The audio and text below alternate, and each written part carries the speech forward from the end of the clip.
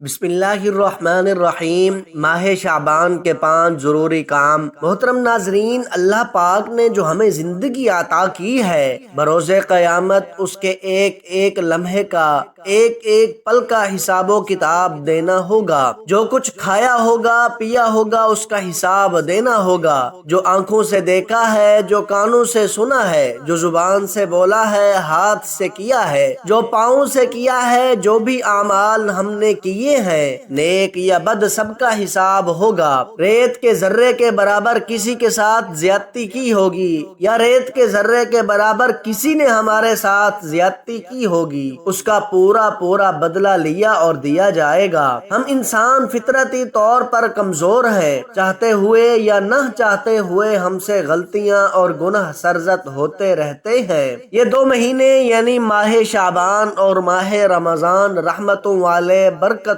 والے اور بخشش والے مہینے ہیں۔ اس لیے ان 2 مہینوں میں اور خاص طور پر شعبان کے مہینے کے اندر یہ 5 کام ہر مسلمان مرد اور عورت کو ضرور کرنے چاہیے، تاکہ ہم سے سرزد ہونے والے گناہوں کی بخشش کا سبب بن سکے۔ اس مہینے یعنی ماہ شعبان کے اندر سب سے پہلا کام یہ کرنا ہے کہ آپ اس کے چاند کو دیکھنے کا اہتمام کریں۔ ویسے تو ہر مہینے کا چاند دیکھنا سنت ہے، لیکن آپ صلی اللہ علیہ وآلہ وسلم شعبان کے مہینے کا چاند بہت زیادہ اہتمام کے ساتھ دیکھا کرتے تھے۔ دار قطنی میں ایک حدیث ہے جس کا مفہوم کچھ اس طرح ہے کہ حضرت عائشہ صدیقہ رضی اللہ تعالی عنہا سے روایت ہے کہ آپ صلی اللہ علیہ وآلہ وسلم جتنا شعبان کے مہینے کے چاند کو دیکھنے کا اہتمام کرتے تھے، حفاظت کرتے تھے، اتنا کسی اور مہینے کے لیے نہیں کرتے تھے۔ تو اس لیے اس کے چاند کو دیکھیں، ایک تو اس وجہ سے کہ یہ مہینہ برکتوں والا ہے، اور اس کے بعد رمضان کا مہینہ آ رہا ہے، تو جب اس کا چاند دیکھیں گے، اس کی تاریخوں کو گنیں گے، تو ہم رمضان المبارک کے انتظار کرنے والے بن جائیں گے۔ دوسرا کام یہ کرنا ہے کہ اللہ پاک سے ہدایت کی دعائیں مانگیں، اپنے لیے، اپنے گھر والوں کے لیے، دوست احباب کے لیے، رشتہ داروں کے لیے، ہمسایوں کے لیے کہ یا اللہ ہم کمزور ہیں، گناہ گار ہیں، لیکن آپ کی رحمت ہمارے گناہوں سے زیادہ ہے، ہمارے گناہوں سے بڑی ہے۔ یا اللہ اپنی رحمت سے ہمیں ہدایت یافتہ لوگوں میں شامل فرما۔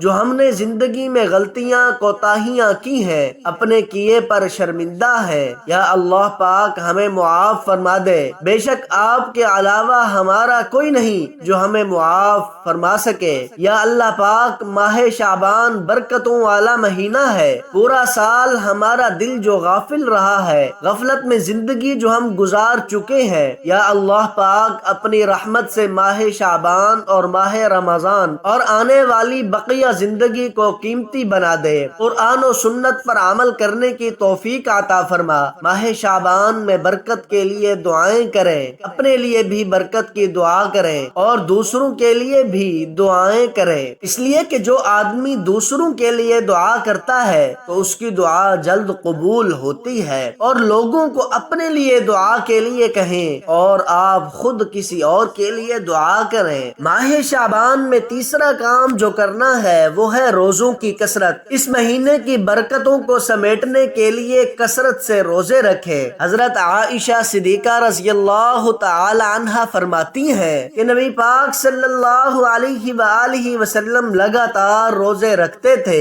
یہاں تک کہ ہم کہتے کہ اب آپ صلی اللہ علیہ وآلہ وسلم روزہ نہیں چھوڑیں گے۔ پھر آپ صلی اللہ علیہ وآلہ وسلم کبھی روزہ چھوڑ بھی دیتے تو ہم یہ کہتے تھے کہ آپ صلی اللہ علیہ وآلہ وسلم اب روزہ نہیں رکھیں گے، یعنی اتنی کثرت کے ساتھ آپ صلی اللہ علیہ وآلہ وسلم روزے رکھا کرتے تھے۔ حضرت ام سلمہ رضی اللہ تعالی عنہا فرماتی ہیں کہ میں نے نبی صلی اللہ علیہ وآلہ وسلم کو شعبان کے مہینے سے زیادہ کسی اور مہینہ میں زیادہ روزے رکھتے رکھتے ہوئے نہیں دیکھا۔ آپ سارا شعبان ہی روزے رکھتے تھے۔ آپ صلی اللہ علیہ وآلہ وسلم شعبان میں اکثر ایام روزے رکھا کرتے تھے، تو اس مہینے میں روزوں کا اہتمام کریں، اور اگر زیادہ نہیں رکھ سکتے تو کم از کم 13، 14 اور 15 تاریخ کا روزہ رکھ لیں، چونکہ اس مہینے میں اللہ رب العزت کے دربار میں بندوں کے اعمال کی پیشی ہوتی ہے۔ اس لیے سرکار دو عالم صلی اللہ علیہ وآلہ وسلم نے ارشاد فرمایا کہ میں چاہتا ہوں کہ جب میرے اعمال کی پیشی ہو تو میں روزے کی حالت میں رہوں۔ یہ بات حضرت اسامہ بن زید رضی اللہ تعالی عنہ کی روایت میں موجود ہے۔ اس ماہ شعبان کے اندر چوتھا کام جو آپ نے کرنا ہے وہ ہے رمضان کی تیاری کرنا۔ رمضان کے لیے اس مہینے کے اندر اپنے آپ کو تیار کریں۔ تیاری کیسے؟ کہ اس مہینے کے اندر آپ کثرت کے ساتھ روزے رکھیں گے تو روزوں کے عادی بن جائیں گے، اور جیسے کہ رمضان برکتوں کا مہینہ ہے، ثواب کمانے کا مہینہ ہے، تو اس لیے شعبان کے مہینے ہی سے ثواب کمانا شروع کر دیں۔ غریب لوگوں کے اوپر خرچ کرنا شروع کر دیں، صدقہ کریں، لوگوں کے حقوق کا خیال رکھیں۔ ویسے تو پورا سال یہ کام کرنے کے ہیں، لیکن رمضان کی وجہ سے، رمضان کی برکتوں کی وجہ سے اس مہینے کے اندر نیکیوں والے کام زیادہ سے زیادہ شروع کریں، اور انہی کاموں کی وجہ سے آپ کی رمضان کی تیاری بھی ہو جائے گی۔ اس مہینے یعنی ماہ شعبان کے اندر جو پانچواں کام آپ نے اور ہم سب نے کرنا ہے وہ ہے شب برات کی عبادت۔ شب برات شعبان المعظم کے مہینے کی 15ویں رات ہے۔ اس رات کی فضیلت احادیث میں بہت زیادہ بیان کی گئی ہے۔ اللہ تعالی شعبان کی 15ویں رات کو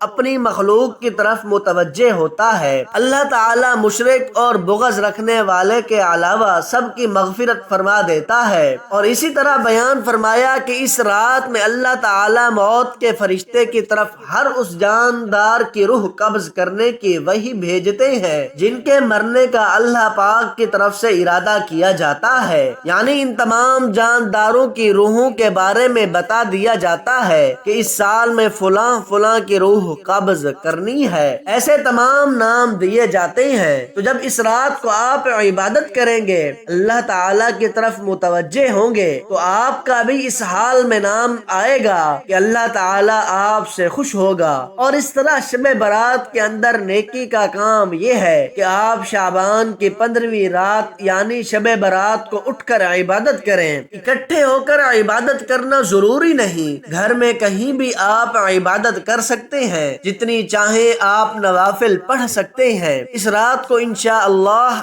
آپ کے لیے بہت زیادہ ثواب لکھا جائے گا۔ اور اسی طرح شب برات کو آپ جتنے بھی مسلمان فوت ہو چکے ہیں یا آپ کے عزیز وغیرہ فوت ہو چکے ہیں تو ان کے لیے دعائے مغفرت کریں، اس سے آپ اللہ تعالیٰ کے اور بھی قریب ہو جائیں گے، رمضان کی تیاری بھی ہو جائے گی اور آپ ثواب بھی کما لیں گے۔ محترم ناظرین، ویسے تو ہر پل ہماری زندگی کا اہم ہے، لیکن ماہ شعبان ہمارے لیے بہت اہم ہے کیونکہ اس کے بعد رمضان کا مہینہ آتا ہے۔ ماہ رمضان شعبان سے متصل ہے۔ ماہ شعبان کا بھی ایک ایک لمحہ ہمارے لیے بہت ہی قیمتی ہے۔ اللہ تعالیٰ سے دعا ہے کہ اللہ پاک ہمیں ماہ شعبان میں خوب عبادت کرنے کی توفیق عطا فرمائے اور ہمیں رمضان کی تیاری کرنے کی بھی توفیق عطا فرمائے، آمین ثم آمین۔ محترم ناظرین، آج کی میری اس انفارمیشن ویڈیو کو لائک اور میرے اسلامی چینل باب روشنی کو سبسکرائب کر دیجئے۔ جزاک اللہ خیرن کثیرا۔